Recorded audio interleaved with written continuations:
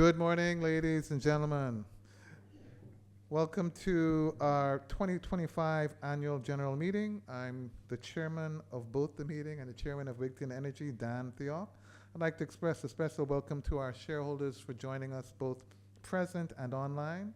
Today we're going to be sharing the company's performance for the financial year ended March 31st, 2025, as well as the results for the first quarter, June 30th, 2025. And our shareholders will also be voting on matters of business related to the company. So first up, I would like to ask Ms. Shanique Clacken, our legal officer and company secretary, who will be performing the function of secretary for today's AGM, if she can confirm whether we have a quorum. Chair, I so confirm that we have a quorum of 3 shareholders as stipulated by our articles of incorporation. Thank you, Ms. Clacken. Of course, we have much more than 3 shareholders, but we have that minimum. So the meeting is now called to order at 11:01 a.m. And I'd like to start with a word of prayer. And so I'll invite our Human Resources Officer, Mrs. Abigail Ford, to say that opening prayer. Good morning, everyone. Let us pray.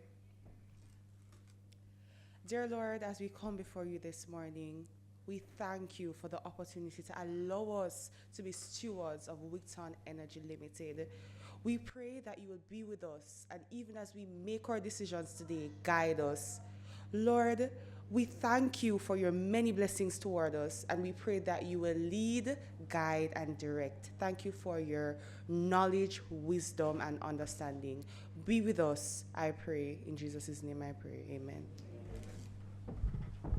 Amen. Thank you very much for that, Abigail. We pray that the Lord will lead, guide, and direct us. In keeping with the company's articles of incorporation, the meeting is being held in a hybrid manner and with a limited number of shareholders present in person, as well as shareholders who are online who are streaming on YouTube and Facebook. In light of the hybrid nature of the meeting, I'd ask our secretary to take us through the guidelines of the meeting.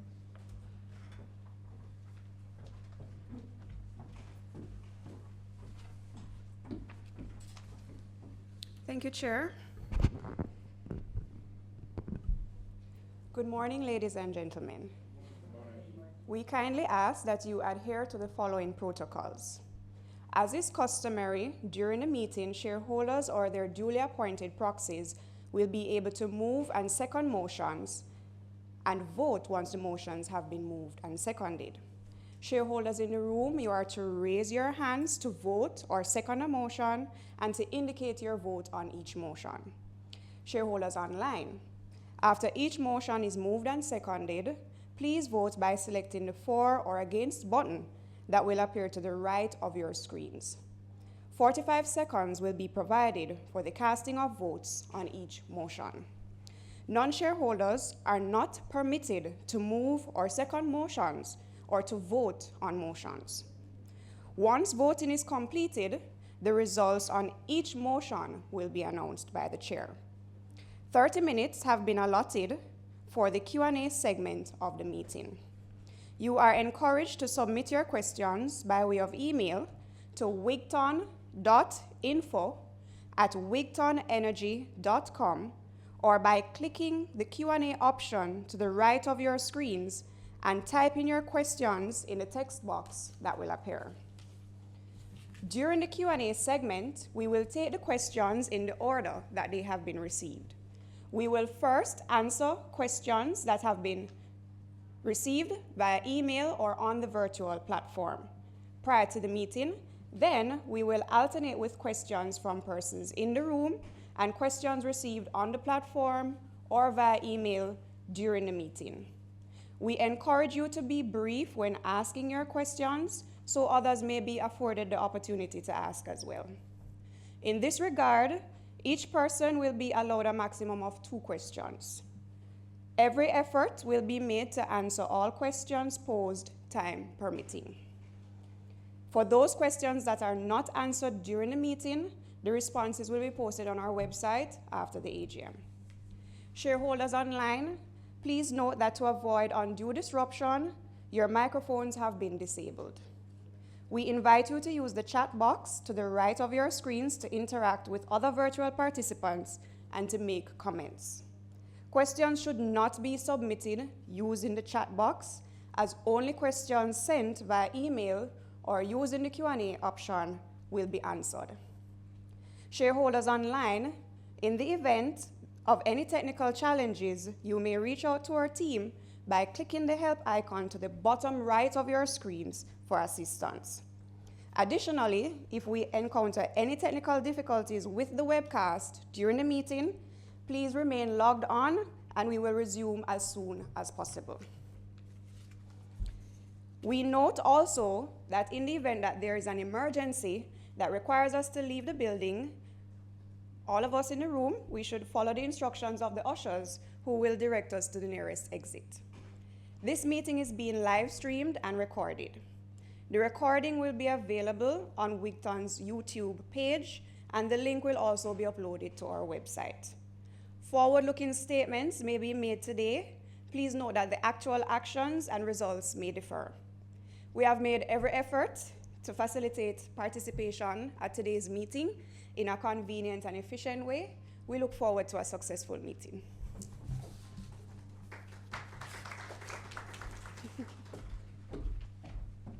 Thank you, Ms. Clarkin.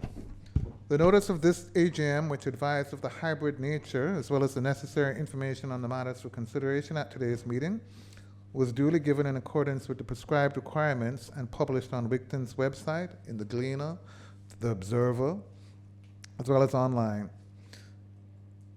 on September 9, 2025. An advisory was also sent via email to all shareholders according to their email addresses we have on record. With your permission, I'd like to take that notice as read. Thank you, shareholders. I note for the benefit of our shareholders that the minutes of the 2024 AGM, which was held on October 11, 2024, those notes are available and may be accessed from the company's website at any time. The presenters for today's AGM will be our CEO, Gary Barrow, our CFO, Sean Treasure, and Mrs. Tricia Ann Smith de Silva, partner from PricewaterhouseCoopers, who will read the audit report. I'd like to extend my sincere appreciation to my fellow directors who have dedicated quality time to oversee the affairs of the company at the board level, as well as through various subcommittees which support the board. Present with us physically today are Umar Azan, who's chairman of the Nominations, Compensation, and Human Resources Committee. Mr. Hugh Johnson, Ms. Camille Facey, and online, I believe we have Georgia Gibson Henley, chairperson of the Corporate Governance Committee. Also, Alison Filbert, chairperson of the Audit and Risk Committee. Also, Mr. Joseph Issa, Custis of St. Anne, I believe. Mrs. Jackie Stewart Leckler. Horace Masado. Mariam McIntosh Robinson, who's also chairperson of the Finance and Investment Committee. So once again, I want to thank all of the directors of this 10-member board for their invaluable contributions over the past year. It's been wonderful working with this team. I became chairman early in this year, and as a young chairman, I've appreciated the great support from this fabulous, fantastic team we have. Shareholders, the audited financial statements for the year ended March 31st, 2025, and the directors and auditors report therein were circulated with the notice convening this meeting. I'd now like to invite Mrs. Tricia Ann Smith de Silva, partner from PwC, to read that audit report for us. Welcome, Tricia.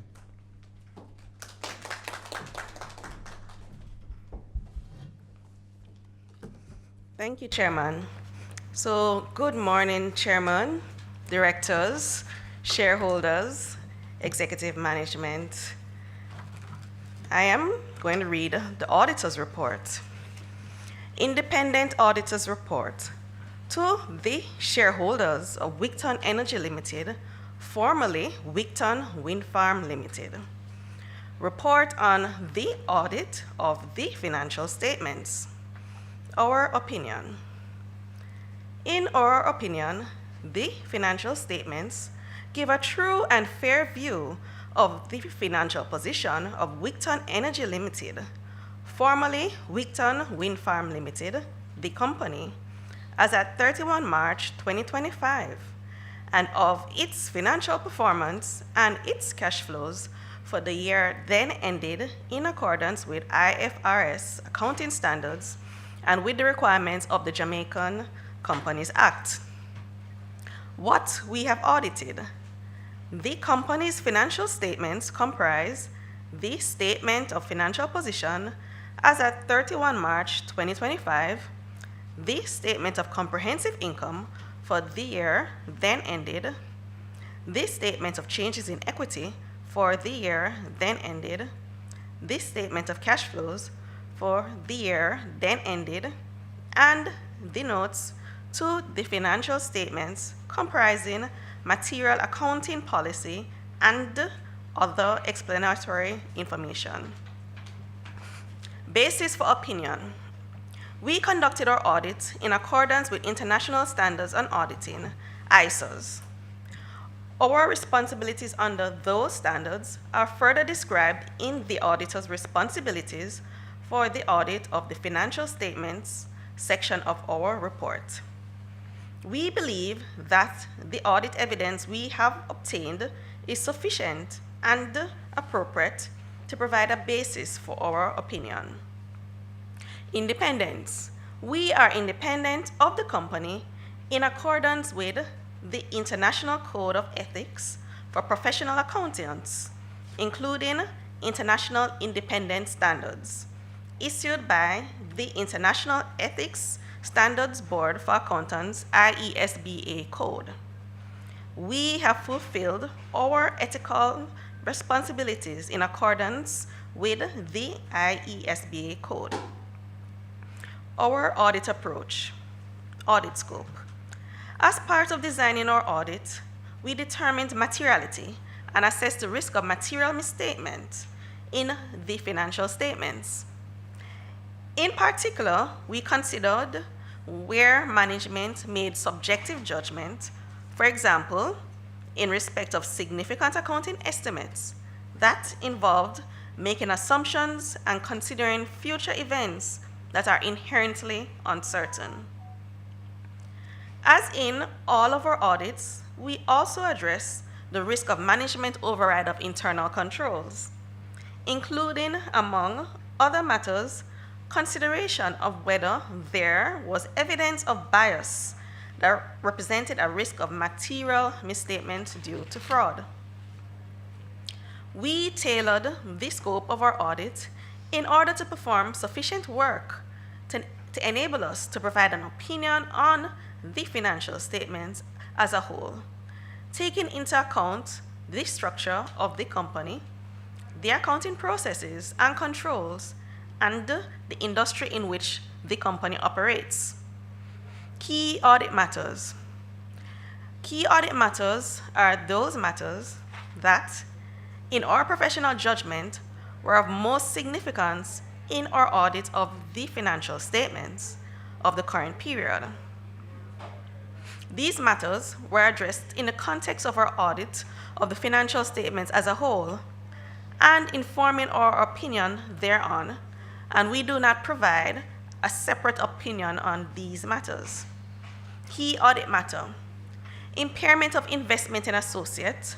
Refer to notes 2N, 4C, and 12 to the financial statements for disclosures of related accounting policies, judgments, estimates, and balances. As at 31 March 2025, investment in associate accounts for 112 million or 1.16% of total assets, which represents a 21% holding of Flash Holdings Limited, Flash. Management considered impairment indicators, such as the fact that the carrying value of the investment in Flash exceeds the company's share of the net assets of Flash, and accordingly performed an impairment assessment over the investment in associate balance at the statement of financial position date. The company was assisted by external valuation experts in this process and utilized a discounted cash flow DCF model to determine the value in use. The value in use was compared to the carrying value of the investment in associate to determine if there was any impairment. We focus on this area as the impairment assessment involves management judgment and estimation, and the assessment remains sensitive to reasonably possible changes in key assumptions, being discount rate and terminal value growth rate. Management assessment as at 31 March 2025 identified no impairment investment in associates. How our audit addressed the key audit matter. Our approach to addressing the matter with the assistance of our valuation specialists involved the following procedures, amongst others. Evaluated the accounting policies for any material changes, assessed the independence, competence, and capability of management's valuation expert, updated our understanding of the process used by management to determine the value in use of the investment in associate, tested management's DCF model and the valuation assumptions and inputs by comparing the 31 March 2025 base year financial information to current year results, and compared previous forecasts to actual results to assess the performance of the business and the accuracy of the management's forecasting. Assessing the reasonableness of management's forecasting by comparing the forecasted information to historical information and compared to management's discount and terminal value growth rate, and sensitizing the parameters to evaluate the impact on assumptions and overall discounted cash flows. Tested the mathematical accuracy of management's discounted cash flows by reperforming the underlying calculations. Other information. Management is responsible for the other information. The other information comprises the annual report, but does not include the financial statement and/or auditor's report thereon, which is expected to be made available to us after the date of this auditor's report. Our opinion on the financial statements does not cover the other information, and we will not express any form of assurance conclusion thereon.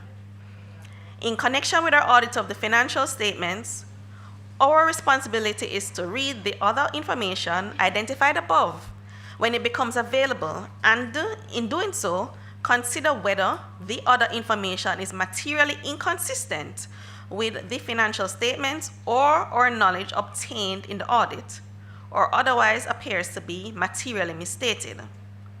When we read the annual report, if we conclude that there is a material misstatement therein, we are required to communicate the matter to those charged with governance.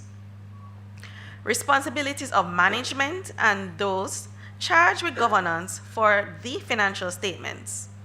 Management is responsible for the preparation of the financial statements that give a true and fair view in accordance with IFRS accounting standards and with the requirements of the Jamaican Companies Act, and for such internal control as management determines is necessary to enable the preparation of financial statements that are free from material misstatement, whether due to fraud or error. In preparing the financial statements, management is responsible for assessing the company's ability to continue as a going concern, disclosing as applicable matters related to going concern, and using the going concern basis of accounting unless management either intends to liquidate the company or to cease operations, or has no realistic alternative but to do so. Those charged with governance are responsible for overseeing the company's financial reporting process. Auditors' responsibilities for the audit of the financial statements. Our objectives are to obtain reasonable assurance about whether the financial statements as a whole are free from material misstatement, whether due to fraud or error, and to issue an auditor's report that includes our opinion. Reasonable assurance is a high level of assurance, but is not a guarantee that an audit conducted in accordance with ISOs will always detect a material misstatement when it exists. Misstatements can arise from fraud or error and are considered material if, individually or in the aggregate, they could reasonably be expected to influence the economic decisions of users taken on the basis of these financial statements.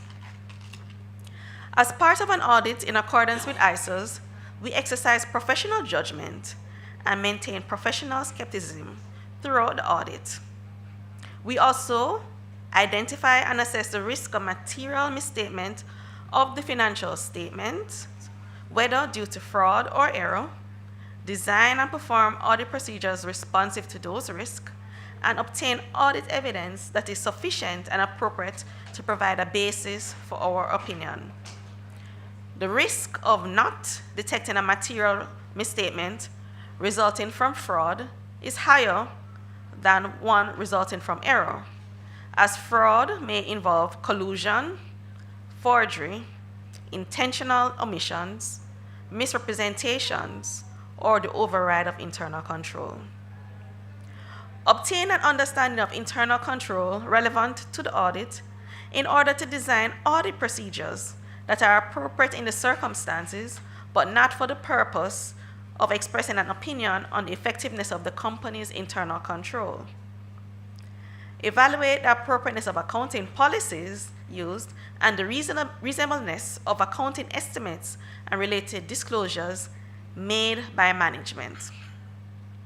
Conclude on the appropriateness of management's use of the going concern basis of accounting, and based on the audit evidence obtained, whether a material uncertainty exists related to events or conditions that may cast significant doubt on the company's ability to continue as a going concern. If we conclude that a material uncertainty exists, we are required to draw attention in our auditor's report to the related disclosures in the financial statements, or, if such disclosures are inadequate, to modify our opinion. Our conclusions are based on the audit evidence obtained up to the date of our auditor's report. However, future events or conditions may cause the company to cease to continue as a going concern. Evaluate the overall presentation, structure, and content of the financial statements, including the disclosures, and whether the financial statements represents the underlying transactions and the events in a manner that achieves fair presentation. We communicate with those charged with governance regarding, among other matters, the planned scope and the timing of the audit and the significant audit findings, including any significant deficiencies in internal control that we identify during our audit. We also provide those charged with governance regarding, among other matters, the planned scope and timing of the audit and significant audit findings, including any significant deficiencies in internal control that we identify during our audit. We also provide those charged with governance with a statement that we have complied with relevant ethical requirements regarding independence, and to communicate with them our relationships and other matters that may reasonably be thought to bear on our independence, and, where applicable, actions taken to eliminate threats or safeguards applied. From the matters communicated with those charged with governance, we determine those matters that were of most significance in the audit of the financial statements of the current period and are therefore the key audit matters.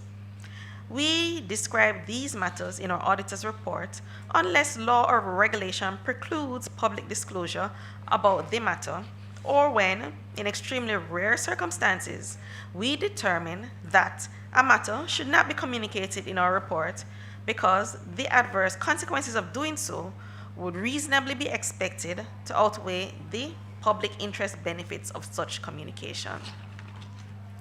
Report on other legal and regulatory requirements. As required by the Jamaican Companies Act, we have obtained all the information and explanations which, to the best of our knowledge and belief, were necessary for the purposes of our audit. In our opinion, proper accounting records have been kept so far as appears from our examination of those records, and the financial statements are in agreement therewith and give the information required by the Jamaican Companies Act in the manner so required. The engagement partner on the audit resulting in this independent auditor's report is Trisha Ann Smith da Silva. Signed, PricewaterhouseCoopers, Chartered Accountants, Kingston, Jamaica, dated 30th May 2025.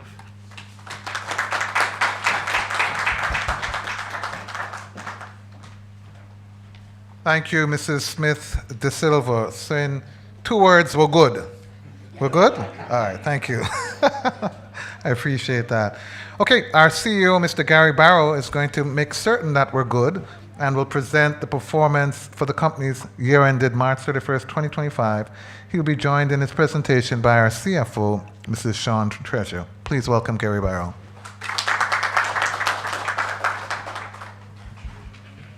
Thank you, Chair, and good morning, everyone.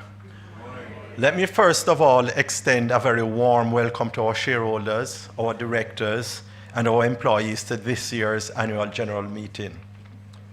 2025 carries a special significance as Wigton marks its 21st anniversary of operations.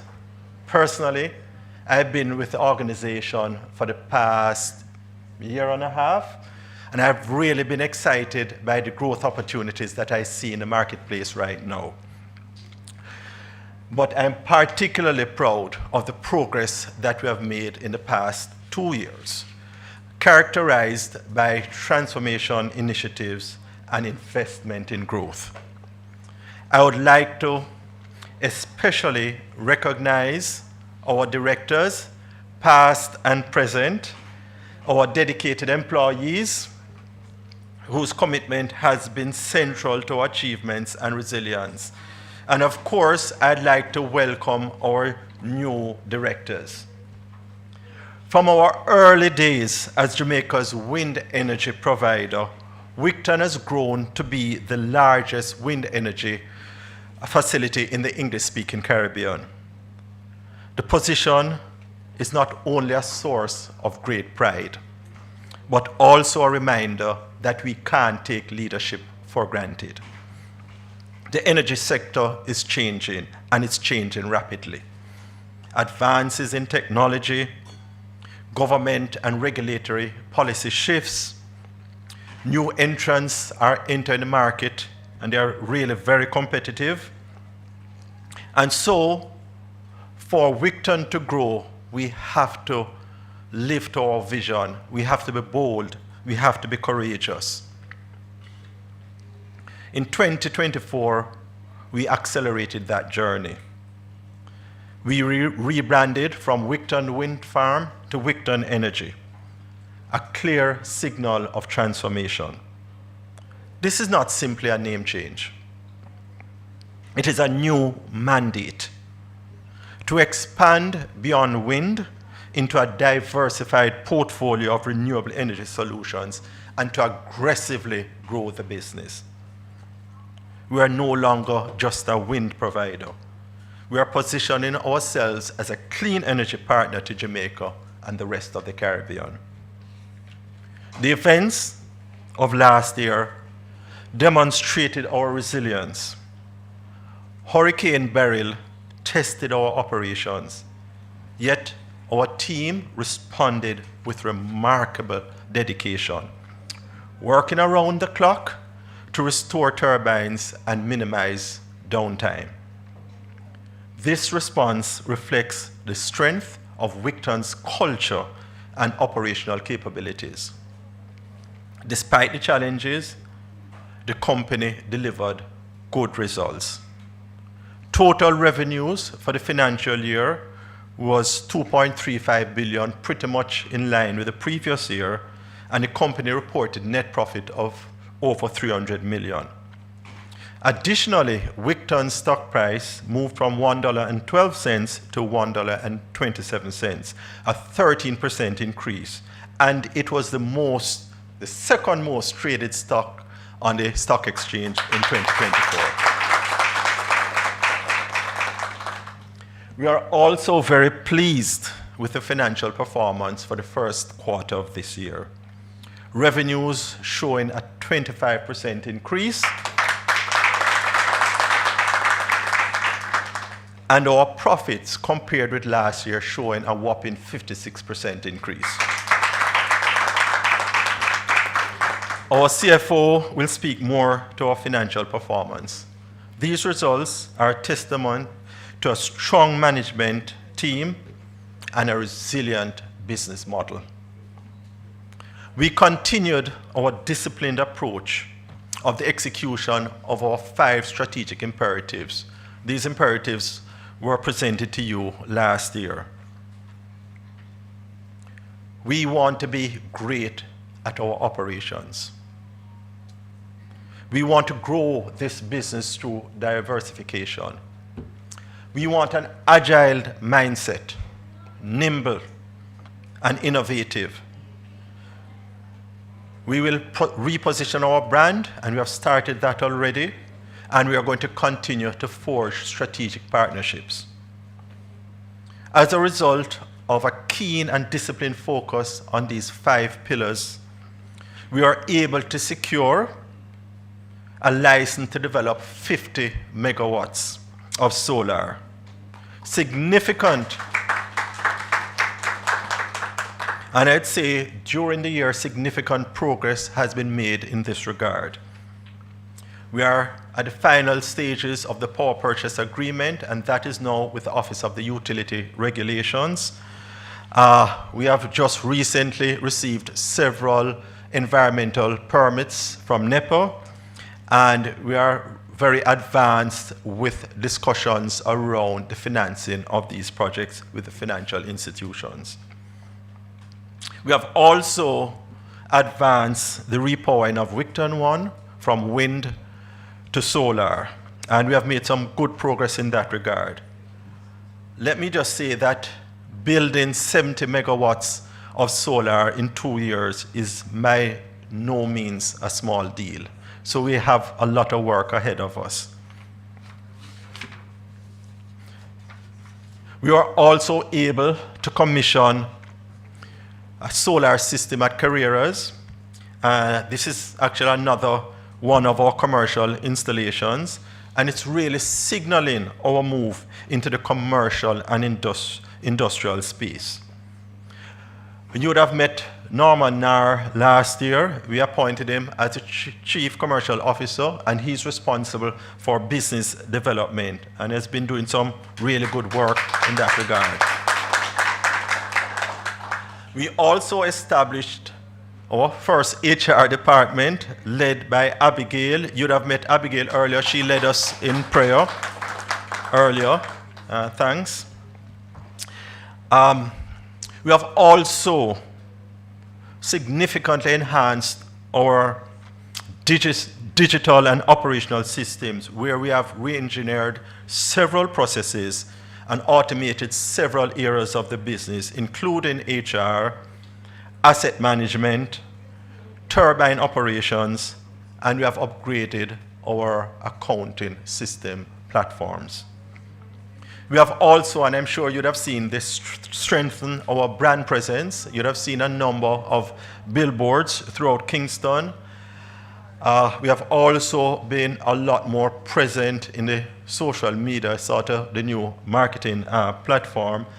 And I'm also pleased to announce Norman has led the launching of a new website. Norman, that was when? Yesterday? Yes. We launched our new website. So really very excited about the repositioning of our brand. Wigton is charting a bold course as a central player in Jamaica's and the Caribbean clean energy pursuit. Our mandate is clear: to improve shareholder value by focusing on utility-scale renewable projects, commercial and industrial solutions, energy storage, which we believe, based on how the technology is advancing, will offer some significant opportunities, and we'll continue to embrace innovation and look at future markets, continuing to assess opportunities in electric mobility and emerging clean technology to stay ahead of industry shifts. Beyond operations, we remain committed to making a positive impact on our communities. This past year, we awarded our Wigton Energy Scholarship to a US student who is studying engineering. We supported the Rose Hill Primary and Infant School and the Cross Keys Police Station in response to Hurricane Beryl.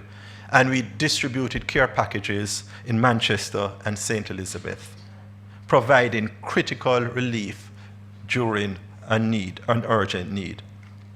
These contributions strengthen our brand and our bond in the communities that we serve, reinforcing Wigton's role as an energy provider and as a responsible corporate citizen.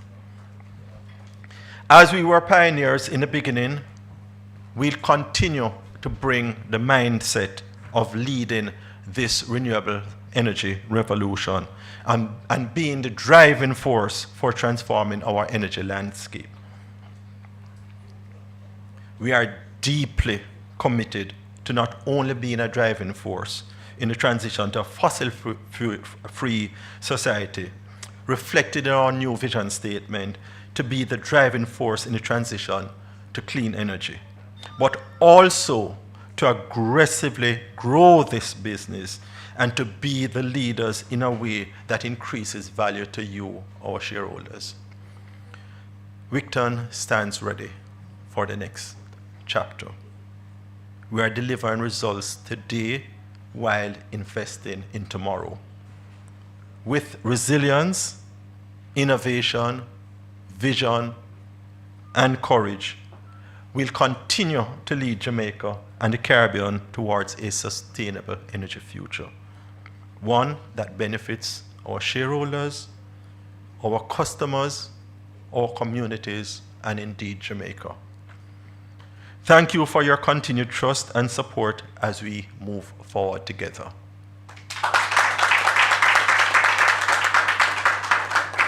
Let me now invite our CFO, Sean Treasure, to provide some additional details on our financial performance.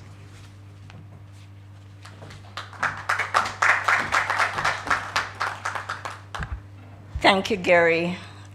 Good morning, ladies and gentlemen. Gary shared the key highlights of our result for the year ended March 31st, 2025, and for the first quarter ended June 30th, 2025. Let us now take a closer look at these results and their implications, guided by the presentation on screen. Sales revenue from the generation of energy totaled approximately $1.9 billion, reflecting a decline of $200 million or 9.5% compared to $2.1 billion in 2024. This reduction was primarily as a result of the lower energy production following Hurricane Beryl. While sales revenue declined, or other income recorded a significant increase of $182.5 million, or 57.6%, to $499.2 million from $316.7 million in 2024. This was largely driven by the insurance claim associated with the impact of Hurricane Beryl. We maintain insurance coverage to minimize the impact of events such as hurricane on our assets. As a result, total revenue amounted to $2.35 billion, in line with previous year's $2.37 billion. Shareholders, despite the challenges posed by Hurricane Beryl, the result reflects the dedication and resilience of our entire team, as was emphasized by Gary. The unwavering commitment ensured that operations continued as seamlessly as possible under difficult circumstances. Through our continued cost control efforts, expenses rose by only 10.8% to $1.64 billion in 2025 compared to $1.48 billion in 2024. This increase reflects the company's strategic investment in growth, focus on technology, marketing, talent development through additional staff costs and training, and ongoing research and development. Expenses were also impacted by Hurricane Beryl, which led to higher repair and maintenance costs, along with increased depreciation from the purchase of additional fixed assets. These increases were partially offset by reduction in insurance premium, professional fees, and electricity expenses. Finance expenses amounted to $349.2 million, representing a 14% decrease compared to $406 million in 2024. Shareholders, you will recall the restructuring of bonds A to D into bonds A and B in 2022, which secured lower interest rates and introduced quarterly principal repayments. This continues to positively reduce our finance expenses. As we continue to reduce our debt burden, our ratios improved, creating additional capacity to access financing for future strategic investments and growth opportunities. Despite the impact of Hurricane Beryl, we closed the 2025 financial year with solid results. Profit before tax was $360.4 million, a decrease of $120.4 million, or 25% over the previous year.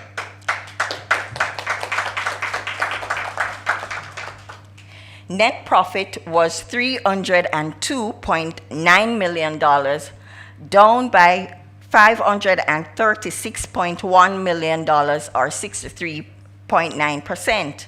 This was primarily due to the absence of the one-off tax credit recorded in the 2024 financial year.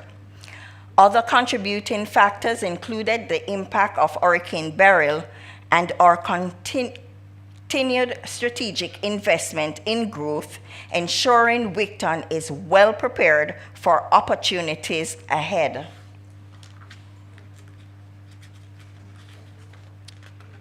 Now let's look briefly at assets, liabilities, and equity.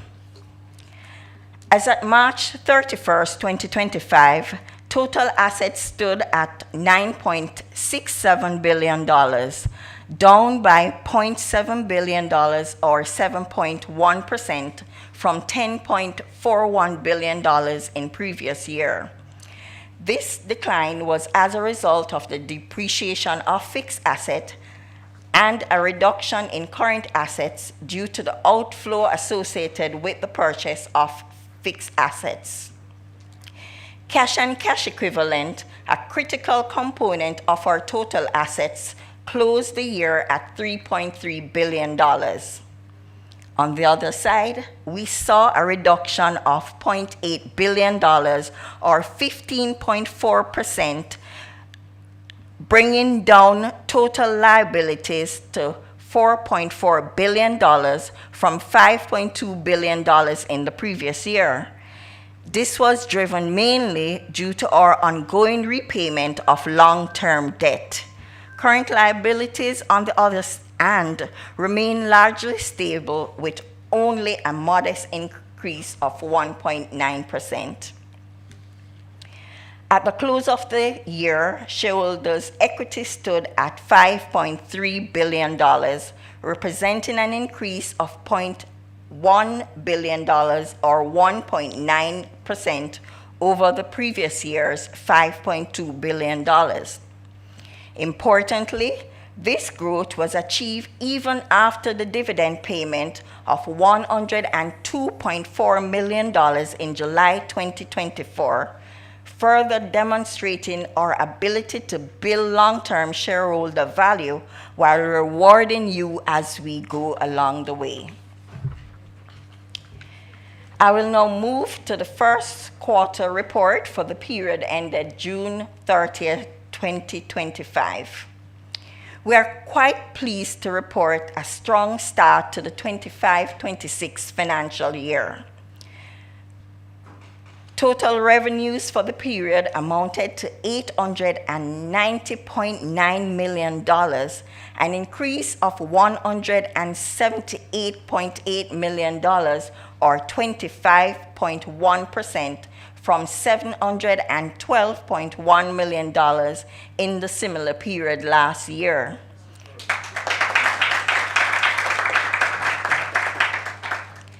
This growth was primarily driven by the higher energy production. Total expenses for the period were $467.3 million, an increase of 17.2%, reflecting our continued strategic investment in technology, staff, and marketing to position Wigton for diversification and future growth. Finance expenses were $78.1 million, an increase of 14.4% from $92.5 million in the corresponding period, as we continue to benefit from the positive impact of our bond refinancing. Net profit for the period stood at $259.2 million, up $93.4 million, or 56.3% compared with the corresponding period.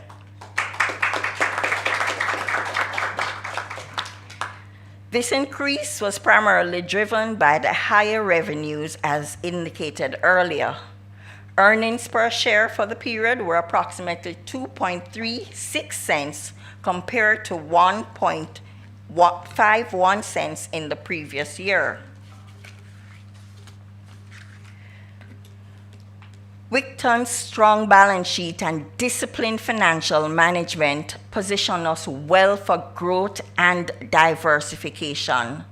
Strategic investments in people, technology, and capacity will enable us to lead Jamaica's renewable energy sector while delivering long-term shareholder value. Looking ahead, Wigton will continue to strengthen its operations while pursuing strategic diversification, including solar initiatives and regional opportunities. By combining operational with targeted growth, we are well positioned to deliver sustainable and consistent return to our shareholders. Ladies and gentlemen, this concludes my presentation. Thank you.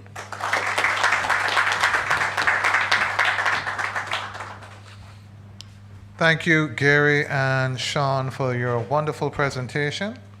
We're going to open up for the next 30 minutes to take some Q&A in relation to the questions. Shareholders in the room, please remember that what our secretary said earlier. Please also remember to raise your hands and indicate if you wish to ask a question. Once you're acknowledged by her, then you can introduce yourselves, ask a brief question, and remember to allow others the opportunity to also respond. We'll do our best to respond to your questions during the time allotted. And if we have any challenges in responding to any questions within that time frame, we'll make sure to post the answers on our website. Before we get into the Q&A, I just want to make two simple comments, and ultimately we'll sit there and take the Q&A from there, and Ms. Clacken will guide us through the Q&A segment. I'm very proud to be associated with Wigton and to be its chairman. I previously had 17 years experience in the energy sector. And for the last 8 years, I've been working in investment banking, and I'm really proud to be a part of this team to see how we have transformed the business, grown the business, strengthened the balance sheet in every way. Any financial covenant that you look at, debt to equity, interest coverage, you name it, debt service coverage, the balance sheet has really been built strongly. Now, I know we're going to get questions about dividends, and we'll take them when they come, because people see the $3.3 billion cash and wonder, what are we doing with it? I want to remind you, the next two projects that we're going to do, the 50 megawatt and the 20 megawatt project, will require about $10 billion of cash. So we are positioned this balance sheet to be able to execute on those two projects over the next 24 months to continue growing Wigton. Remember, we've got 64 megawatts of capacity.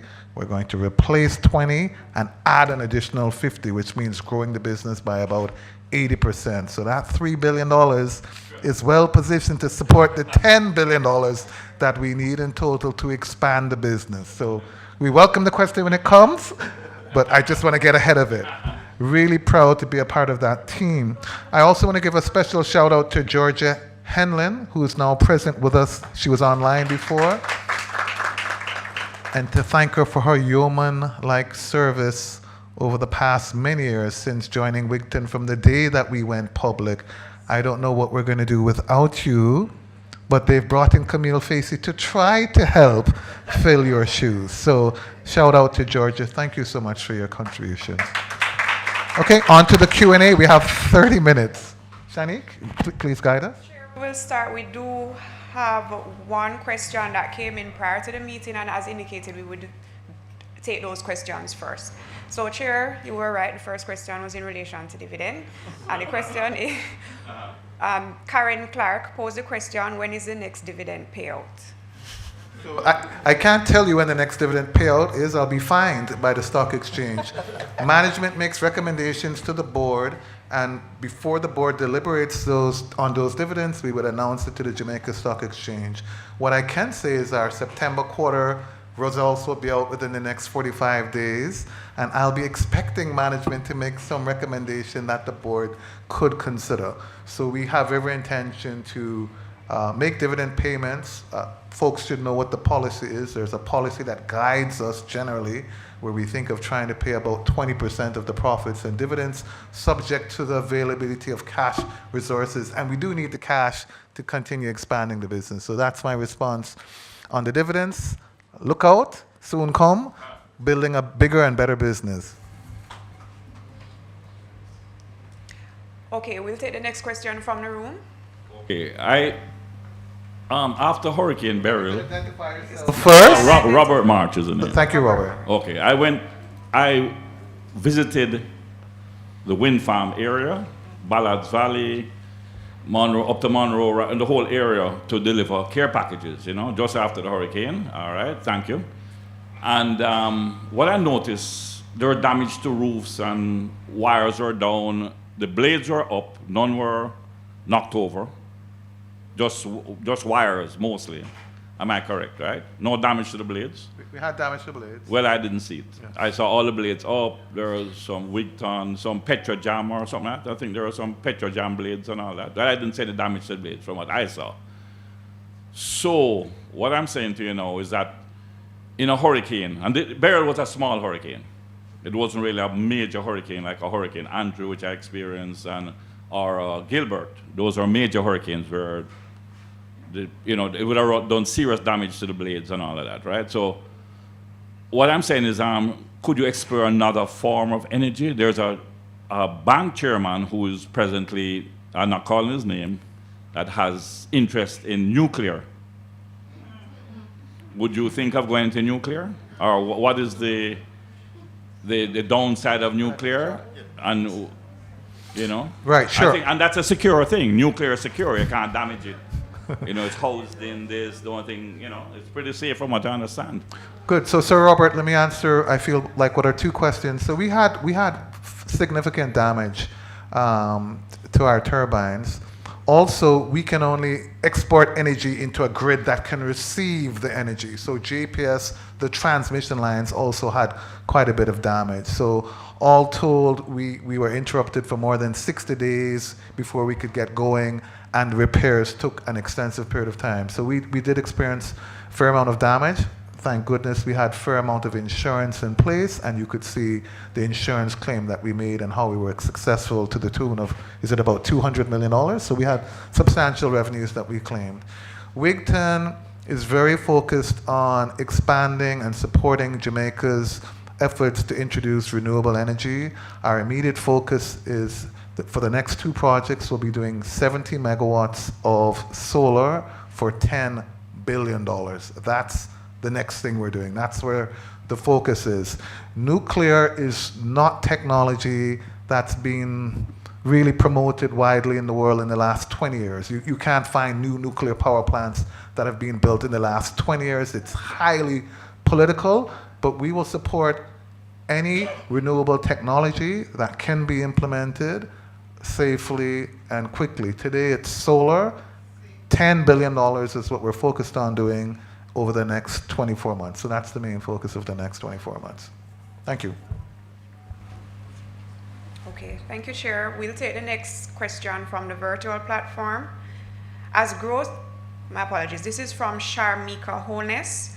As growth increases and cost declines within the renewable energy sector, what strategies will be implemented to ensure the company remains competitive and continues to deliver value to their shareholders, to its shareholders?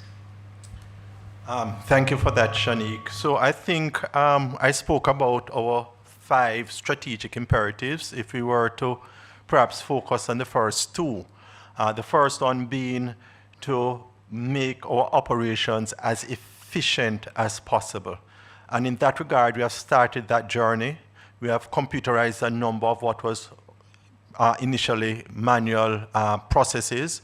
We have upgraded a number of our systems, and this is really intended to improve the efficiency of the organization.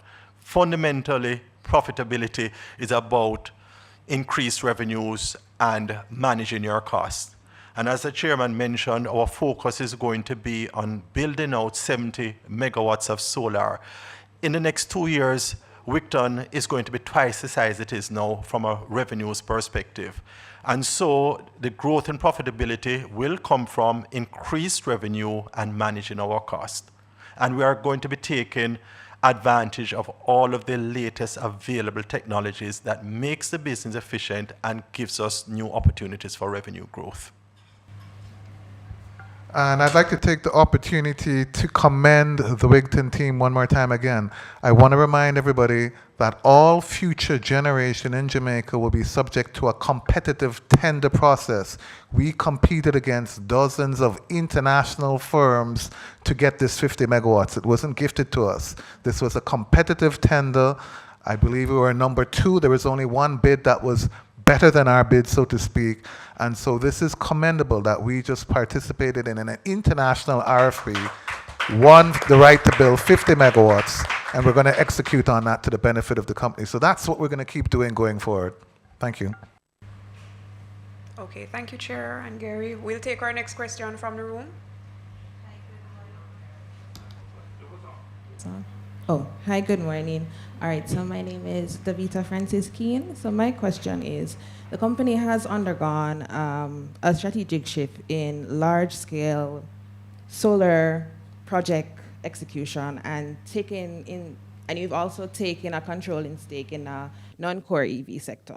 So given the substantial and new and complex risks associated with these ventures, what structured process has your corporate governance committee used to confirm that the current board of directors, collective expertise, and professional qualifications remain perfectly aligned and fully adequate for the successful oversight of this drastic risk profile?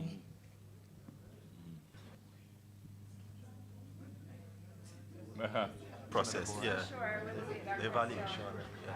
What we do as a board, annually we do have our board assessments. We ensure that the board, and it's done by an independent external consultant for objectivity.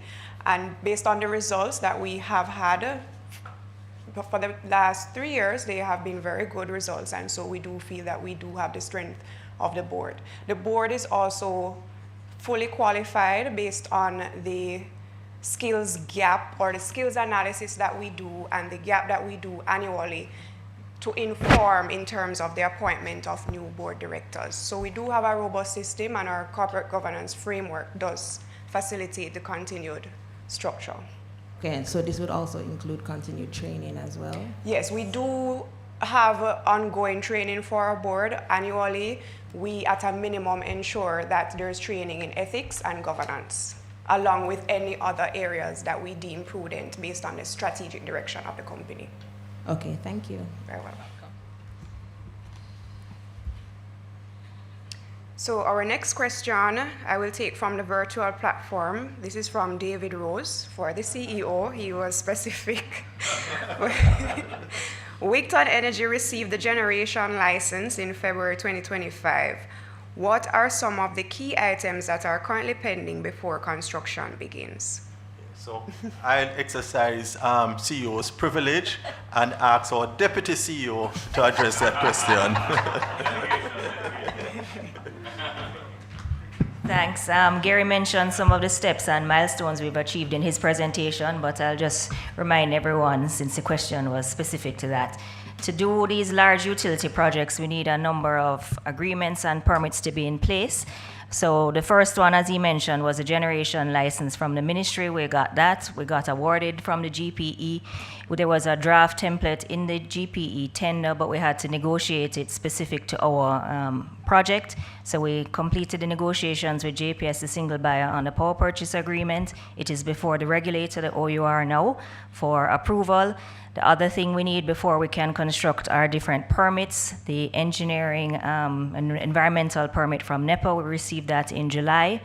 The next thing is our actual construction. We are very advanced with our engineering, procurement, and construction EPC contractor. So once we sign the PPA, we can sign the EPC at the same time. And commissioning is expected 2 years from the PPA signature.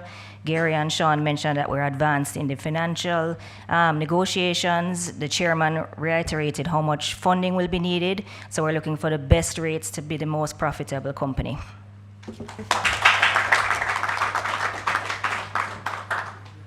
Okay, thank you, Michelle. We'll take our next question from the room. Yes, thank you, Ms. Moderator. This company is a... Your name first? Sorry? Your name first? Oh, Irving, Dean Irving is my name. Yeah, a bit curious. This company is a fairly young company, and I'm curious to find out what is the strategic long-term vision of the company. How does it fit with the vision of a small developing country like Jamaica that's hungry for energy, and where its development relies significantly on a small energy company like this that might need a lot of innovation, might need talent, and might need all the little things that would actually tie into the fabric of the country for the development of the country itself. Because I can see where, with the right mix, the right kind of diversity, this could be one of those cog and could become a pearl in the fabric of this country to actually help develop and actually make this country wealthy over time. So I'm curious what the management of the company actually know, what is the strategic vision, how they see the longer term. I see you're talking about 2 years, which is short term, but I'm curious to find out what's the mindset and how does it fit with the larger development of the country. Okay, I will start. As Irvin, you mentioned, right? Irvin? Yes, sir. Yes, okay, good. So first of all, the company is not so young.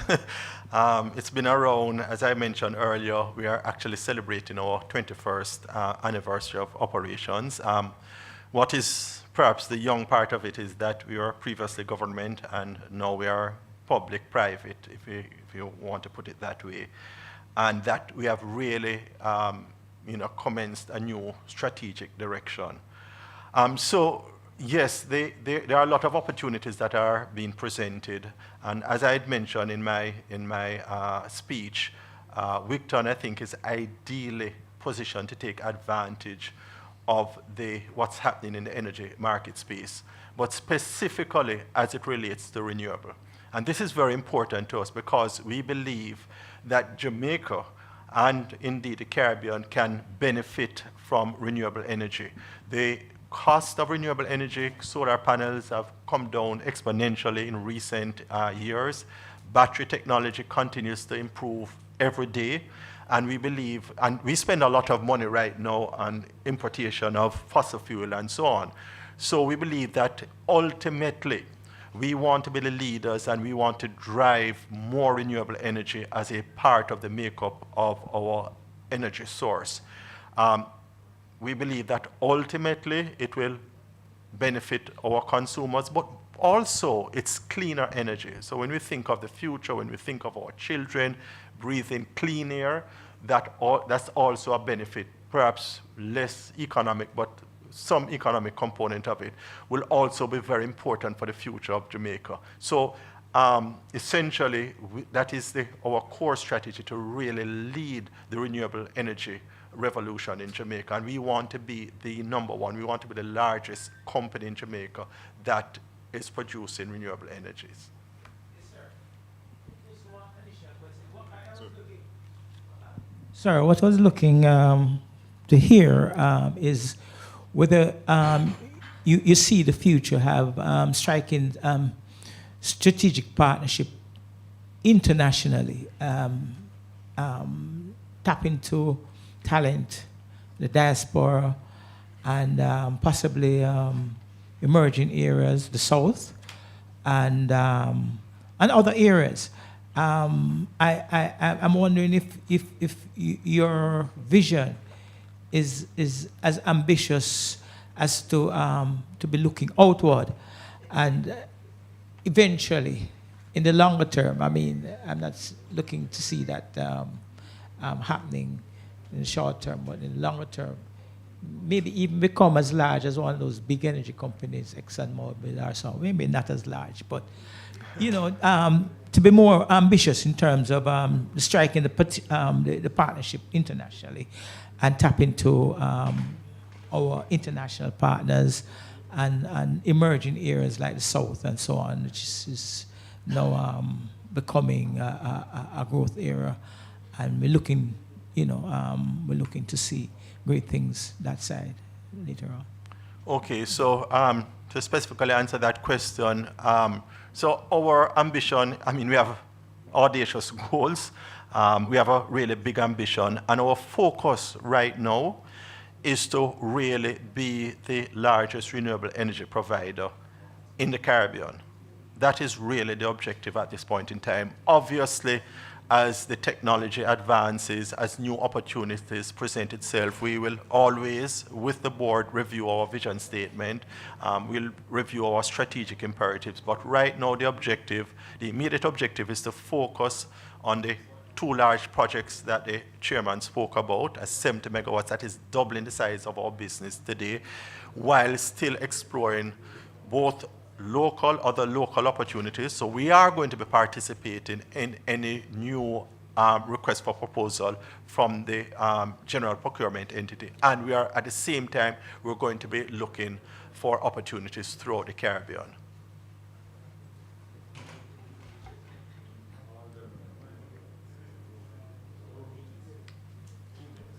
Looks like we have another question. It's alternating. Good morning. Morning. Good morning. Let me stand up. Wigton Management, how are you doing? Fellow shareholders, morning. Morning. This is going to be the easiest, quickest and question. I hear some long questions. Oh, my apologies. Darren Dixon. Leadership, I like that word. I hear 50 megawatts short order. JPS is a competitor. What I'd like to know, how soon will Wigton become the leading renewable energy provider for every residential householder in Jamaica? It's a simple question. With the JPS and then I'll take the second piece. Okay, so the energy business is made up of an ecosystem.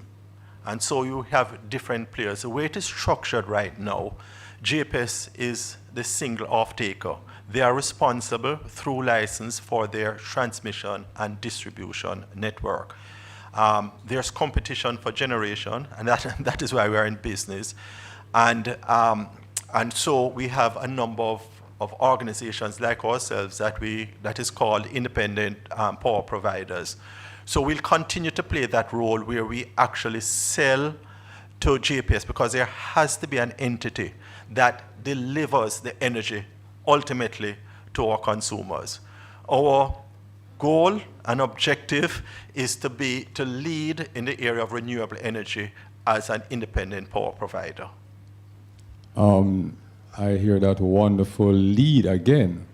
That's why I want us to lead as one of the competitors for renewable energy, not JPS sending me light bill for fossil fuel that are burning that I don't know what are burning. So we have to be realistic. Renewable energy is out there. The sun, we understand, can generate a lot of power for the entire earth in one day. One day, gentlemen. So the sun is a fantastic energy source, and it's free. When Wigton goes beyond the sun, there's also the Caribbean Sea. We're surrounded by water. That's another energy source that is free again. So, I know, in short order, I mean, fantastic what you're doing so far. 50 megawatts, I hope it's tomorrow it come on board, really and truly. But I really want us to become the leading energy provider. JPS can do their thing, but Wigton can be that person. Thank you. All right, thank you very much. I should also make the point that the ultimate price that the consumer pays represents a mix of the generation from various sources. So when Wigton implements its solar energy and any other renewable projects, it will actually form a part of what determines the tariffs to our consumers. So the expectation, I know that the energy policy directionally speaking to a larger proportion of our energy needs being fulfilled from renewable energy. And to the extent that that happens is the extent to which consumers will benefit. Take the next question from the platform. We did take two from the room, actually. So another question from David Rose. Does Wigton intend to utilize mainly debt to finance its 70 megawatt of solar projects? What amount does Wigton have to put forward as its equity, and how have discussions been in terms of financing these projects? Okay. Thank you, David. We definitely will be having a mixture for the financing of the project. So the mixture will be equity, debt, as you mentioned, as well as grant. What we are doing now, we are in negotiations with several financial institutions, and negotiations have been going well. By negotiations, you will ensure that you get the best rates and terms, and that is what we're currently doing now. So I think that's it, Shanique. Okay. Another question from the room? Yes. It's afternoon now. Good afternoon, Charmaine Brim. I actually had wanted to just follow on a question that was answered by you. I wanted to know, and you can correct me if I'm wrong, but I believe the government had indicated that they would not be renewing the license with JPS. So I just wondered if there was any risk to the current plan with respect to the project that is going to be implemented, if we have thought about the risk to that, and whether we know then if that's not renewed, then who will we be engaging to ensure the project is undertaken? That's Charmaine Brim. Shanique, can I ask you to take that question? Or as it relates to our existing projects, we do not foresee any negative implications. We do have PPAs. PPAs, by their very nature, are long-term sustainable contracts. They do have assignment provisions. Also, renewables based on the energy mandate will always be the focus of the government. We don't anticipate any reduction in renewables at present. And so with that said, and the mandate remaining in place, even if there is a change, let's say, to the single buyer under the structure, the PPA and the position of Wigton as an IPP is expected to remain. Yes.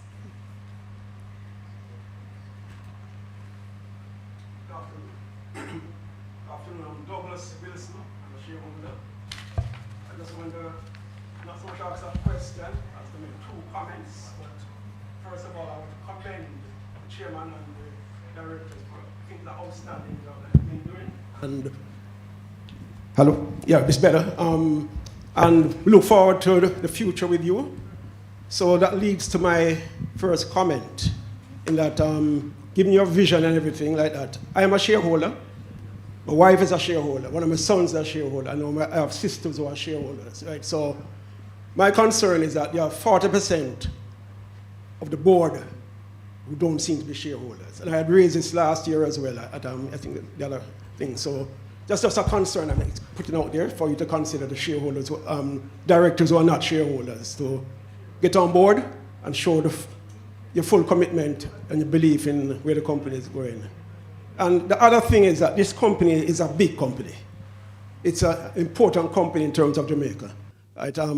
As to where we're going. So I think last year the meeting was at AC Marriott, right? Was it? Yeah. This is one of the most traded companies. It and Trans Jamaica, two of the biggest companies. I'm glad that you're keeping a face-to-face meeting, but I think you should make arrangements to face more people. This is a bit of a mix-up here, so I just want to say that, right? Thank you. Thank you, Mr. Wilson. Thank you for your comments, and thank you for your confidence as evidenced by your shareholdings, your family shareholdings, and we'll take your comments under consideration. Just to say as well, based on our information, it's actually 60% of our board that have shareholdings, whether directly or through connected parties. Yeah, I say 40% don't. Oh, okay. All right, our next question I will take from the platform. Christopher Yohan has asked, how do you plan to integrate AI to make the business more efficient and reduce costs while boosting revenues or profits? AI is something that is really very topical and very current. It is an evolving technology. And so we have an IT department, and it is something that we continuously keep our eyes on. As I had mentioned, we are always evaluating new technology to see how best it can serve the business. At this point in time, I know that we have dabbled a little bit, right, Norman, in terms of, looking at potential customers and so on. So it is something that we are aware of, and it's something that, to the extent that it can help the business, we'll definitely use it.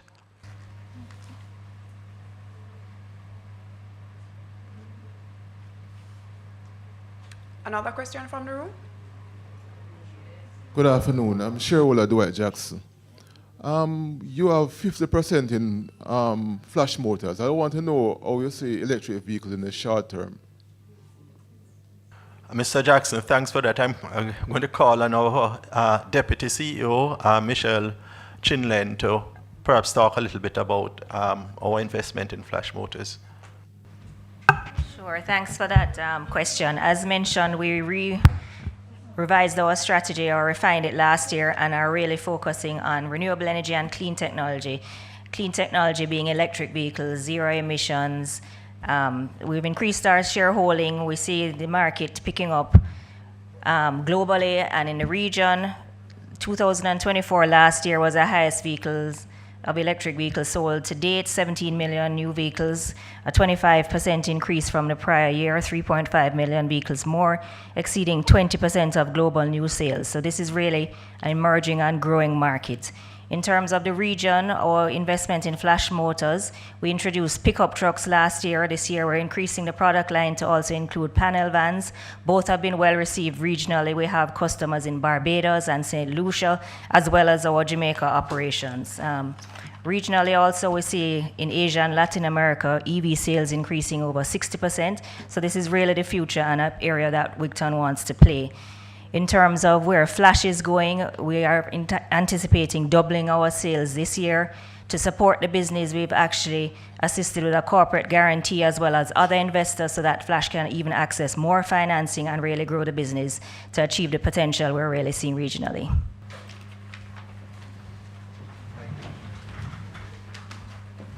Thank you. We've exhausted the time, but I will take one more final question.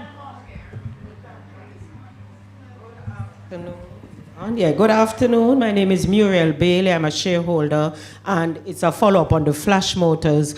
I'm seeing in the financials, which I've struggled to read, and I'll just say, I think, along with what Mr. Wilson said about considering a bigger room for your 31,000 shareholders, even 100, not 50, because 70 of us are in here now, and it was a struggle to get inside, real struggle to get in. And you may have mentioned it before, I don't know, but I'm going to ask.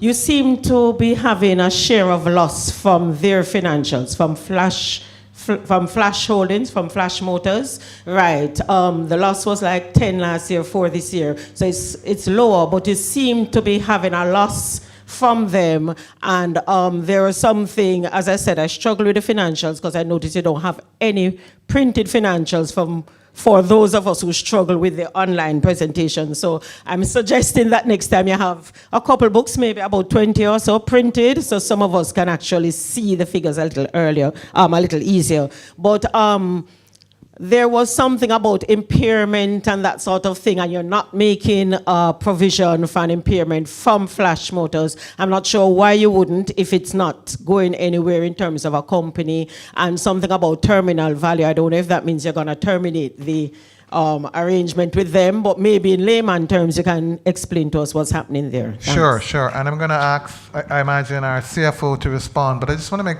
2 quick points. Noted on the size of the room, but with 30,000 people using the digital channel of online, we feel is the most efficient way to speak to 30,000 people, but noted on the room size. We'll definitely address that going forward. One meeting, please, just one meeting. One thing I love about Wigton is when this company was started 21 years ago, I was in the sector. It was experimental. The government started this wind farm because you couldn't get private sector to do it. It was experimental. And it's amazing to see that we've gone from turbines that are 0.75 megawatts to now 8 megawatt turbines in the place. So Wigton's always going to be on the cutting edge. The EV business is very simple. This is the way of the future. Electric vehicles are far more efficient.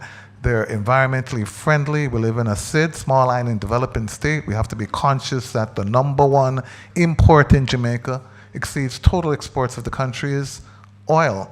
So we believe in the EV sector, but it's a startup business. That startup business is going through some little bumps, and I'll let Sean explain a little more clearly about the provisioning that was made in relation to our investment. Okay. Thanks, Jerry. And Ms. Bailey, thanks for that question. But one of the things that I love how you asked your question, because what you did, you show what was 2024 and moving into 2025. So Flash is a startup company, which is expected in the first few years. You will see not necessarily a profit, but as you mentioned, you're seeing improvements. So last year was a $10 million loss. This year it's a $4 million loss. You also mentioned about the not recognizing any impairment. I think if you look on the financial statement, page 37, what it is just explaining from a layman term, as you asked me to do, is to state that no impairment has taken place over the years that we have invested in Flash. In addition to that, you spoke of like the terminal value, and you have some notes in the financial that speaks about the discounted rate, etc. These are just some words that is used to describe what is going on. So every year, as a part of our audit exercise, what we do is do a valuation of our investment in Flash to ensure that the carrying amount that is listed on our balance sheet is in fact reasonable. All right? We're gonna continue to watch that business, right? It's something we're very invested in. We believe it's the way of the future, but we're not here to throw away money. So let me just caution you, it's a company that made $400 million profit, and we had this $10 million loss in the mix. We like the business, but we're not here to throw away money, so it's something we're watching keenly over the next year to decide how we go forward. All right, thanks for those questions. Feel free to send them in online, and we'll be happy to respond online on our website as we go forward. But in the interest of moving the meeting along, we have quite a few resolutions to get through, so we would like to move on to addressing the resolutions that were included in the notice that we're all aware of that we need to vote on. First up, let's talk about the audited financial statements for the year ended March 31st, 2025, the auditor's report, the director's report, which were circulated to members previously, and Mrs. Smith has read that audit report for us. I'd now like to ask that the director's report, which appears on page 10 of the 2025 annual report that was tabled, be taken as read. Thank you. Thank you for agreeing to that. Great. So with that, we can move on to our first resolution. Is there some housekeeping that we wanted to explain about the resolutions? I'll cover that, or? Sure. The housekeeping is primarily in relation to the actual voting. So online, the instructions will come up on screen, and in the room, we will have our representative. She will first show the for sign, and we ask for your votes for, and then after she will show the against sign, and you will show your votes in that regard by raising your hands.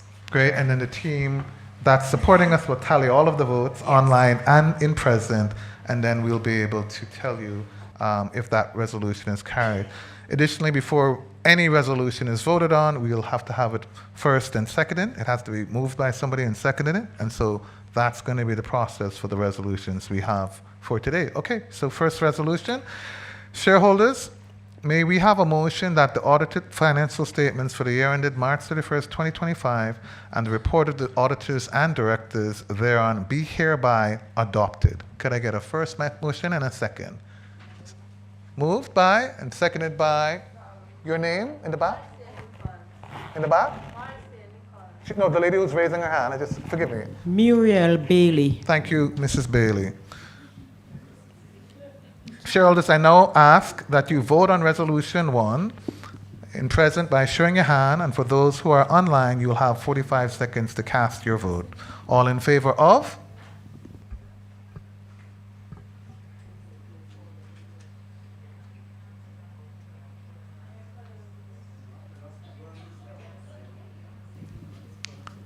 In the room, are there any against?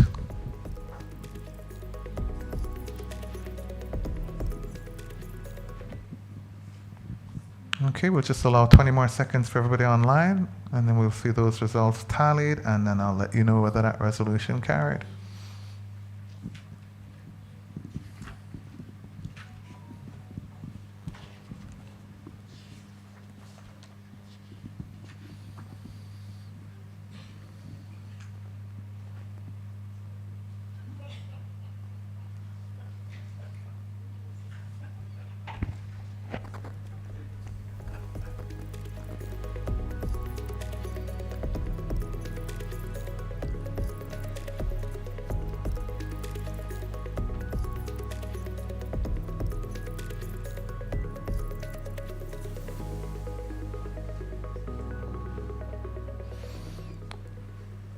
Okay, are the results in? Yes, they're in. 119 for, 1 against. So I can declare that resolution as carried. Thank you very much.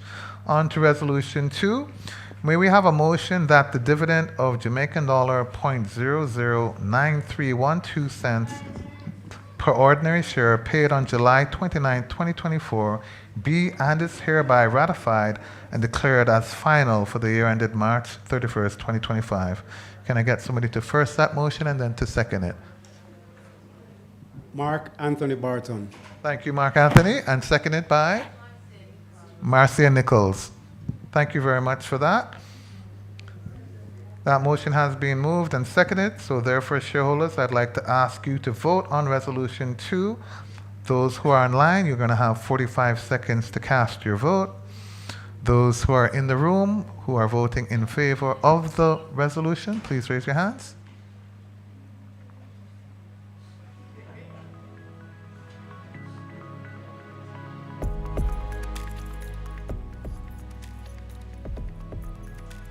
Okay, I'm sure they got that count. Is there anyone in the room who's voting against that resolution?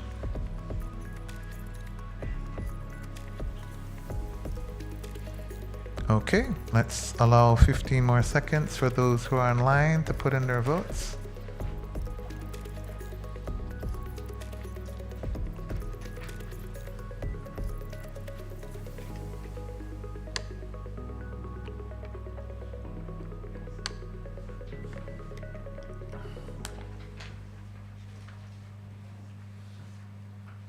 Okay, I'm sure our wonderful team in the back is tallying all of those votes.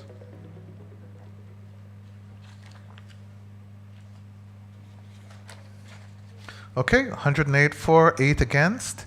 So I can declare that resolution as carried. And I note those who are voting against is because UNA want more. I get it. We're working on it.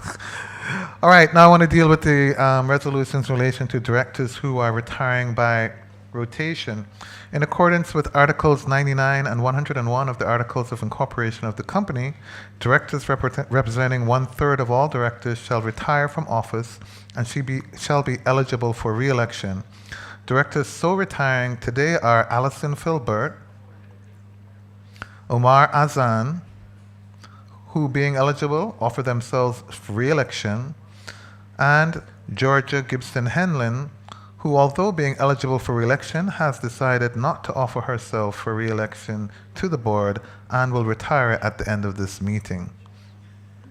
We pause to recognize the remarkable contributions of Director Gibson Henlin after serving with unwavering dedication since 2019 when the company was first listed on the Jamaica Stock Exchange. During her tenure, she provided deep expertise and insight, as well as a steady hand, integrity, and a principled voice at the table. We thank her for her service and wish her all the very best.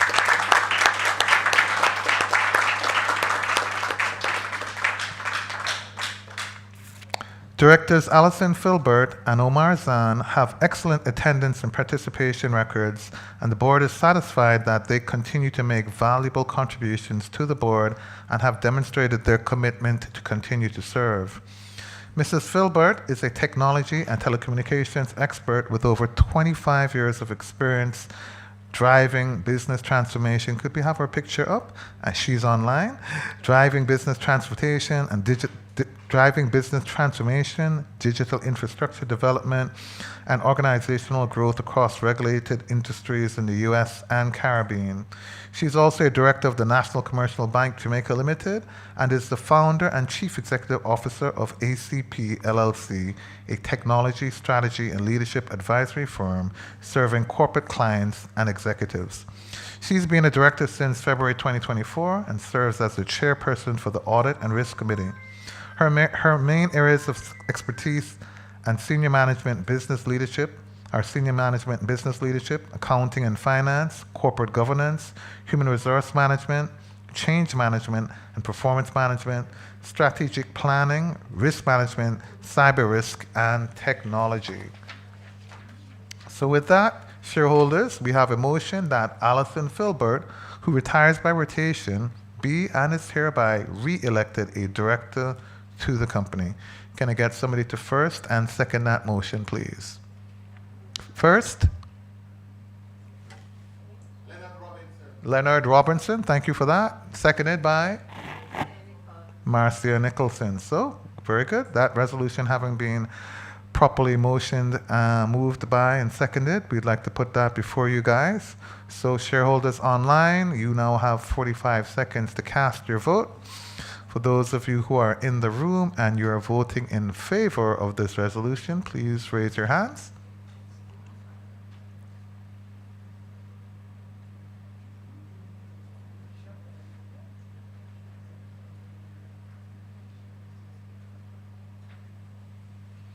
Very good. And for those who are in the room who are voting against, please raise your hands. Thank you. We'll allow 15 more seconds for those online to complete their voting.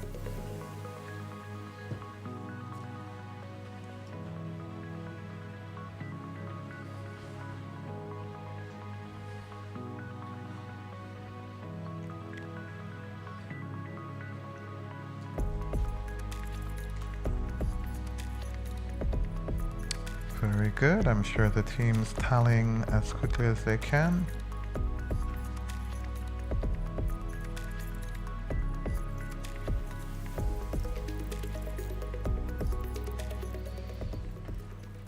The results look like they're in. 129 for, 9 against. So I declare the resolution as carried. Good deal. Continuing with the re-election of directors. Mr. Omar Azan is an entrepreneur for over 30 years and is currently chairman and chief executive officer of Boss Furniture Company Limited, a leading manufacturing company. Omar, could you just stand for a second? We've got your picture, but I want them to see you. Thank you. He serves as chairman of Island Car Rental Limited and the Jamaica Productivity Center and is a director on the Jamaica Broilers Group Board, Phoenix Printery Limited, and Edgecombe Jamaica Limited. He is the chairman of the Nominations, Compensation, and Human Resource Committee of our board, and his main areas of expertise are senior management, business leadership, business development, and business acquisition. He's a great guy. So could I have somebody, I know him personally, I love this guy. Could I have somebody who could first that motion and then somebody who seconds it? Joan Bogle. I'm not going to tease you, Miss Bogle. And seconded by this young lady right here in the front? Valerie Wilson. So that motion has been moved by Mrs. Bogle and seconded by Mrs. Wilson. And so I'd like to put that before you guys, folks who are online. You now have 45 seconds to vote. As for those of you who are in the room, on the same, on a can't vote against, in the same right there. Can I see the hands of those who are voting for him? We'll allow a few seconds for them to tally. Every hand go up, Omar. Wait, I don't see one person hand go up. I'm watching them, you know. I'm just kidding. And those voting against, close your eyes, Omar, close your eyes, close your eyes. Sir, something on your head there? I don't see one person. Great, we'll allow 10 more seconds for those who are online. Where's Omar's picture online for the people I'm online see him? There you go. He's also a lay pastor, a good preacher, a man of God. For real. Okay, I'm sure those results are being tallied.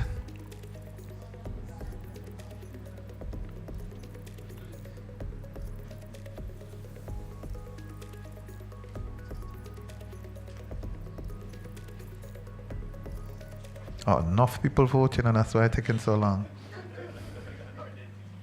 There you go, 138. I declare that resolution as carried. Very good. Moving on to resolution number 4. Who did that one? It's 5 who did that one, eh? You'd think I could count.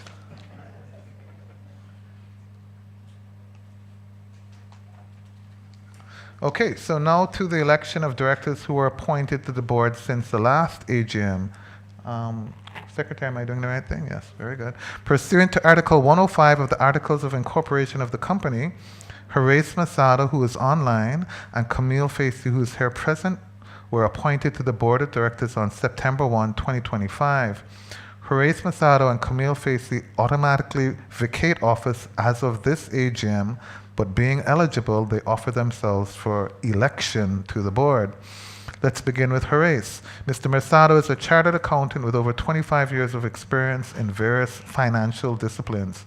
He holds an MBA from the University of Manchester, my university, and has developed broad expertise in accounting, corporate finance, enterprise risk management, contract negotiation, regulatory economics, tariff design, business development, and strategic planning.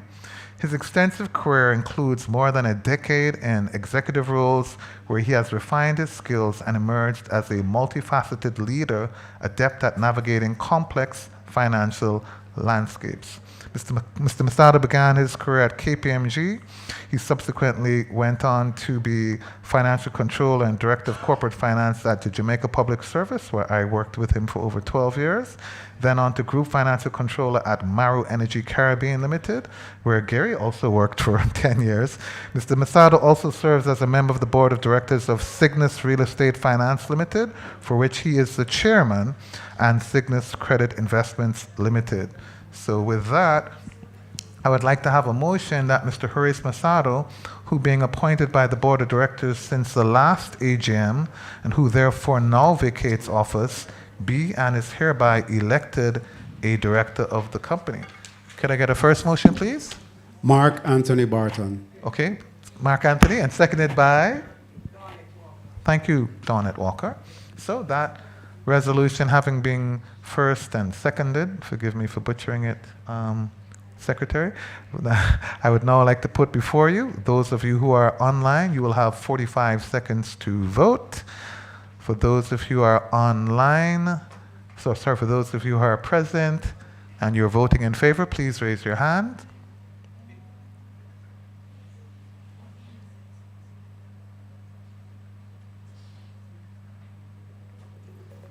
Very good. And for those of you who are present who wish to vote against, can we see Mr. Masado's picture? He's a handsome guy, you know.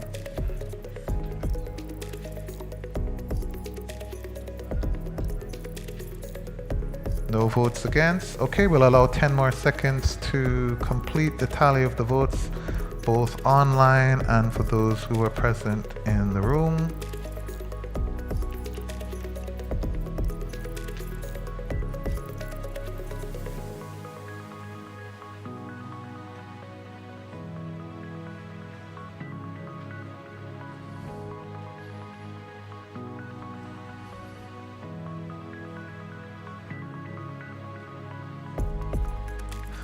Okay, I'm guessing the votes have come in and the results are there. 135 votes in favor. I declare the resolution as carried. Now on to Mrs. Camille Facey, who I'll ask to stand for a moment so you can see this beautiful lady who claims she's been practicing law for 40 years. I mean, I don't know how that's possible. Mrs. Camille Facey is an attorney at law with over 40 years of legal and business experience in the fields of banking and finance, telecommunications, trust and estates, conveyancing, contracts, corporate law, and corporate governance. I'm going to say that again, corporate governance. She's a partner at law firm Facey Law and has previously held senior management positions such as regional vice president, senior vice president, general counsel, and corporate secretary in various publicly traded companies in the financial and telecommunications sector. Mrs. Facey also serves as the director of the Information and Communication Technology Authority, formerly eGov Jamaica Limited, and of the Caribbean Corporate Governance Institute, and is the chair of the PSOJ Corporate Governance Committee. So remember, say, Ms. Gibson Henley is retiring, a very experienced, astute attorney, and we found somebody who we think can fill her very big shoes, and it's size 13, Miss Georgia Gibson Henley. Where? So Camille, you have to go stuff the size 9, then what you have. So with that said, may we have a motion that Camille Facey, who being appointed to the board of directors since the last AGM, and who therefore now vacates office, be and is hereby elected a director of a company. I need a firster and a seconder. That gentleman with the nice suit there, back there, you can first an election? And your name, sir? Patrick Bataille. Patrick Bataille. Wait, Mayberry Patrick Bataille. Welcome, sir. Welcome. And can we have a seconder? Thank you so much. So this motion, having been firsted by Mr. Patrick Bataille and seconded by Donaldo Daly Martin, is now before you guys. Those online, you have 45 seconds to cast your votes for Mrs. Camille Facey. And those in the room, want to see her right here, so? Those who are voting for? Can I?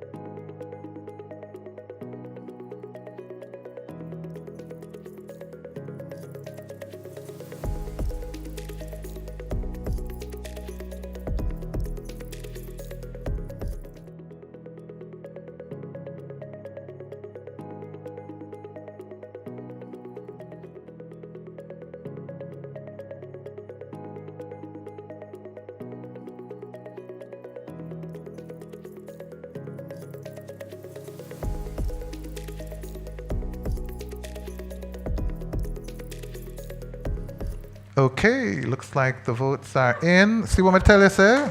154 votes for, so I therefore declare that vote as carried. Thank you very much, shareholders. Appreciate you. Just 3 more to go. Resolution number 7, continuing with the election of directors. The company's Articles of Incorporation at 91, Article 91, restricts the appointment of directors who have attained the age of 70 years old unless it is expressly approved by the company in a general meeting and provided that the director has not exceeded the age of 75. So, whereas Tito Sanherho, can we see Tito's picture, is 71 years old, he has offered himself to be elected to the board of directors, and the board considers it fit that it is in the best interest of the company that he be elected to the board, notwithstanding that fact that him old. So since when 70 is old? I thought 70 was a new 50. And so the board recommends his appointment for a period of 2 years. Mr. Sanherho is an industrial engineer with over, you said 40, him say 50, with over 50 years of experience in the energy sector, beginning his career with Georgia Power in the US, and then he went on to key leadership roles across Latin America, including CEO of Edelnor in Chile, and Edge in Guyana in the DOMREP. Throughout his career, Mr. Sanherho led major acquisitions, infrastructure projects, and bond issuances, playing a pivotal role in expanding access to energy and introducing renewable generation in the region. After senior roles at Reliant, Globalec, IC Power, and InterEnergy Holdings, Mr. Sanherho now serves as president of Energy Advisors LLC, an energy consulting firm based in Florida, USA. His leadership helped him shape the energy landscape across Central America and the Caribbean, and the board of directors of Wigton is of the considered view that he will be of great support to the strategic direction and goals of Wigton. So with that, and I want to tell you, we've all met Tito. He's a great guy, very knowledgeable on the international scene, very familiar with Jamaica. He knows his stuff, and we believe he will be a great asset to the board of directors, which is why the board is recommending him to you guys for your consideration. So shareholders, with that, may I have a motion that Tito Sanjurjo be and is hereby elected a director to the company, notwithstanding the fact that he's of the age of, he's over 70 years old, to serve for a period of 2 years. Can I get somebody to first that motion and somebody to second?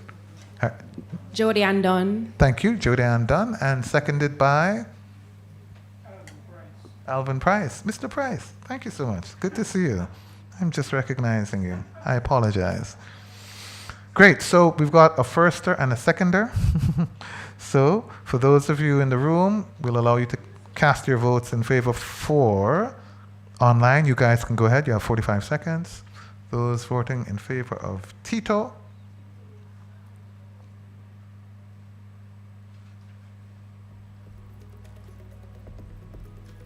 Okay, and Abigail, you know the other sign, just in case anybody's voting against. And there's...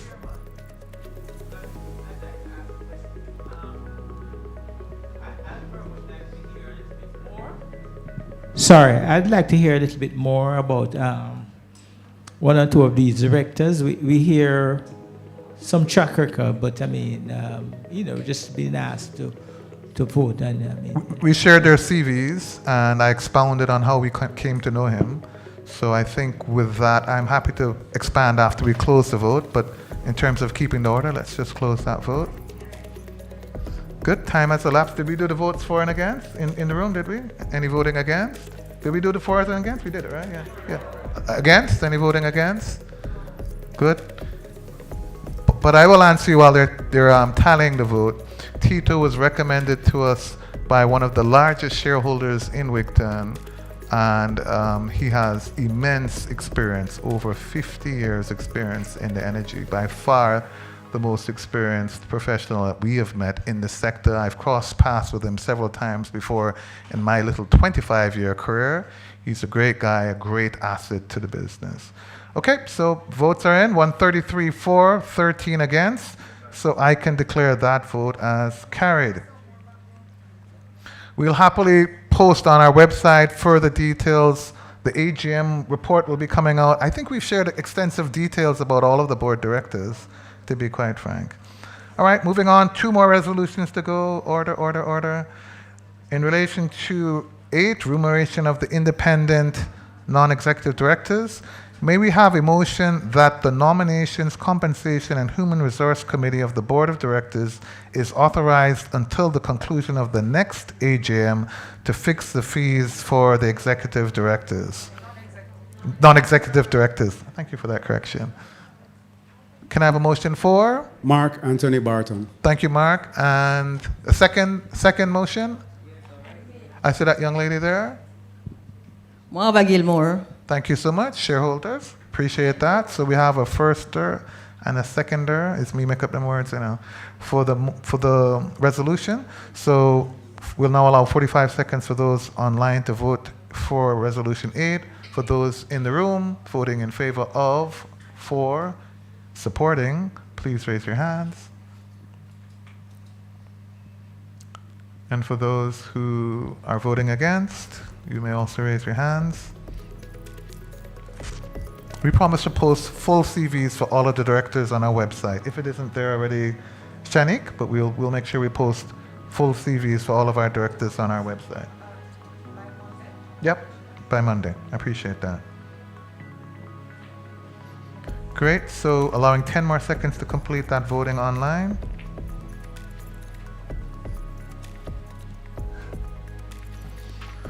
And one more resolution to go after this. I do appreciate your patience, everyone.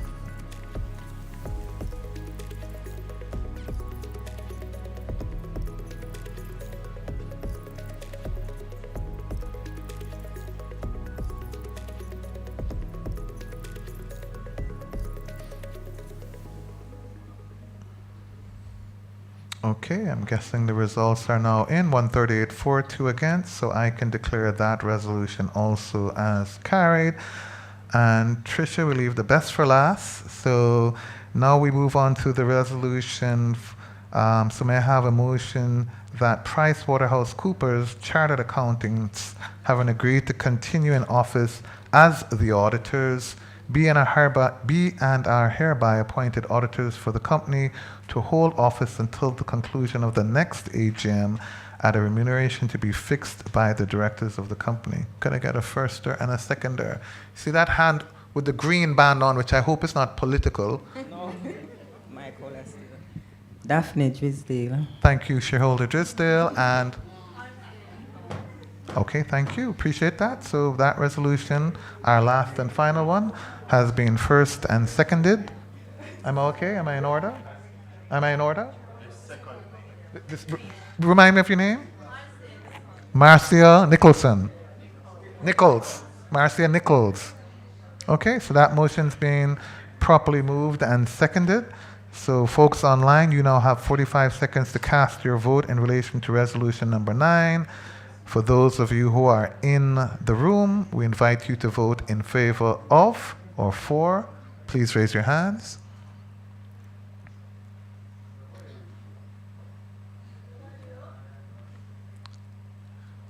Very good. And just in case there's anybody in this room who wants to vote against. Thank you, Abigail. I don't think we have any against. We'll allow the team 12 more seconds to complete the voting online.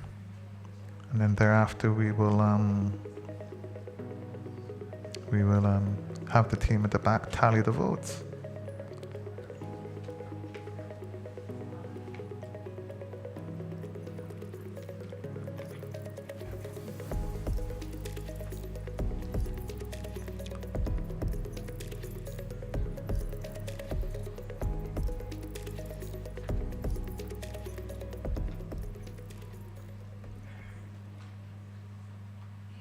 Okay, 157 for, 2 against, so I can declare that resolution also as being carried.